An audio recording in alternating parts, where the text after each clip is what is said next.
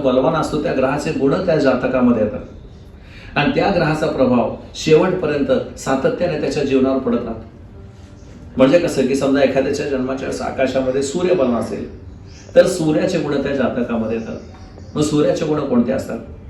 नेतृत्व करणं, पुढारीपणा करणं, सुव्यवस्थेमध्ये राखणं, रूल्स अँड रेग्युलेशन्समध्ये राखणं, गव्हर्निंग करणं, मॅनेज करणं, राजकारण करणं. आणि मग अशी व्यक्ती की जिच्या जन्माच्या आकाशामध्ये सूर्य बलवान हेच गुण त्या व्यक्तीमध्ये दिसतात आणि मग ती चांगली नेता होते, चांगली पुढारी होते किंवा गव्हर्निंग कौन्सिलची सदस्य होते, एखाद्या कंपनीमध्ये मॅनेजरच्या पोस्टला असली किंवा पोलीस खात्यामध्ये, मिलिटरीमध्ये, गव्हर्नमेंटमध्ये वरच्या हुद्द्याचे लोक किंवा IAS ऑफिसर, IPS ऑफिसर राजकारणामध्ये चांगली प्रगती करते. मग समजा एखाद्याच्या जन्माच्या वेळेस सूर्य अशुभ झाला.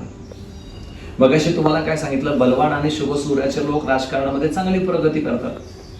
पण अशुभ असलेला सूर्याचा माणूस हा समाजासाठी 5 वर्ष, 10 वर्ष, 15 वर्ष, 20 वर्ष कार्य करतो, पण राजकारणामध्ये अशी काही प्रगती होत नाही.